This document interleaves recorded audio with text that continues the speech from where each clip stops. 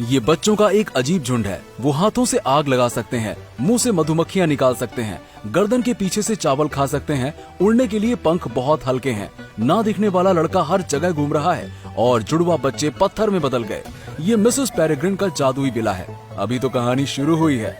Jack अपने दादा से मिलने गए जो अकेले रहते हैं। दादाजी के साथ जंगल में दुर्घटना हो गई थी जिसे कोई देख नहीं पाया। दादाजी के जाने से पहले उन्होंने जैक को छोटे आइलैंड को ढूंढने के लिए कहा।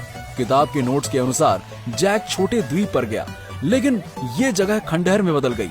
आइलैंड के निवासियों से उसे पता चला ये विला 1943 में हवाई हमले में नष्ट हो गया था।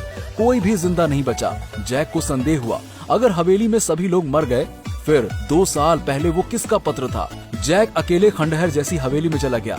अचानक एक सफेद शर्ट वाली लड़की दिखाई दी। इसके अलावा 2 ममीकृत बच्चे थे। जैक डर गया और भागने लगा। वो बेहोश हो गया। जब वो उठा तो उसे पता चला कि वो एक लड़की के कंधे पर है। उसने इन अजीब लोगों को अपने आंखों के सामने देखा, अपने दादा की कहानियों की तरह जिसमें बच्चों के पास महाशक्ति होती थी।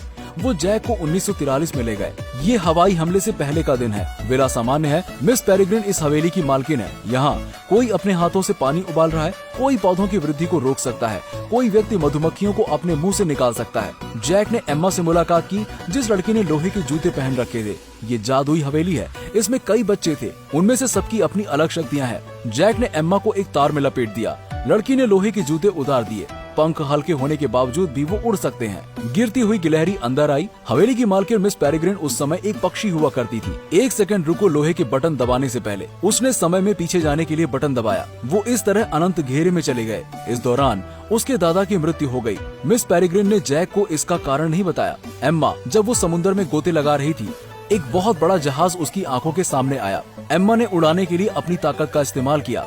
समंदर का पानी तुरंत भर गया। पुराने बॉक्स में कुछ तस्वीरें मिली जो सभी डरावनी थी।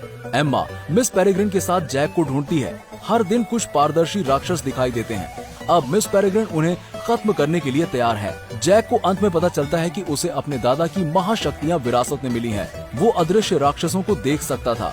मिस पेरेग्रिन ने जैक को मामले की सच्चाई बताने का फैसला किया। कई सालों पहले ऐसे लोगों का एक समूह था जिन्हें अमरता के लिए अनुवांशिकी रूप से संशोधित किया गया था। वो पक्षियों को परियोजना में वापस लाना चाहते थे, लेकिन विफल रहे। सभी लोग फिर किसी और रूप में बदल गए। पारदर्शी शरीर, बहुत बदसूरत। सुपर पावर के साथ इंसानी रूप में जिंदा रहने के लिए उन्होंने आंखों की रोशनी खानी शुरू कर दी। मिस पेरेग्रिन ने समय चक्र का आविष्कार किया, बच्चों की सुरक्षा के साथ समय की सुरक्षा के लिए। म्यूटेंट ने जैक के दादा को मार डाला, मिस पेरेग्रिन का स्थान पाने के लिए। अमरता की एक लड़ाई फिर से शुरू हुई। जैक अब वास्तविकता में वापस आ गया। म्यूटेंट जैक का पीछा कर रहे थे और जैक का पीछा करते करते ही वो समय चक्र में अंदर आ गए। असहाय मिस पेरेग्रिन एक समय पक्षी में बदल गई जो पिंजरे में है।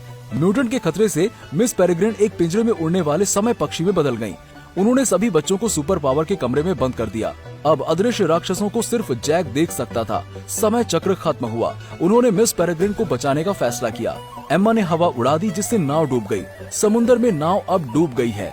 वो अब 2016 के समय चक्र में पहुंच गए। एम्मा ने अदृश्य राक्षस को फुसला लिया था। अन्य लोगों ने स्नोबॉल और रंग का उपयोग किया ताकि वो दिखाई दें। कठपुतलियों ने कंकालों और अदृश्य राक्षसों की एक सेना को भयंकर रूप से लड़ने के लिए बुलाया। जुड़वा बच्चों ने अपने मुखौटे खोले, बस उनकी आंखों को देखकर वो तुरंत डर जाएंगे। उसी समय एम्मा ने हवा उड़ाई और राक्षसों को दूर फेंक दिया। जैक अभी भी अपने आप को खोल नहीं सका। एम्मा थक गई थी। उस महत्वपूर्ण क्षण में जैक ने समय पर सफलतापूर्वक पक्षी को बचाया। राक्षस जल्दी जैक के रूप में बदल गया। इसने टीम के साथियों के लिए असल नकली को भेदना मुश्किल बना दिया। माहौल घबराहट में बदल गया। अंत में नेता अपने साथियों के हाथ से मारा गया।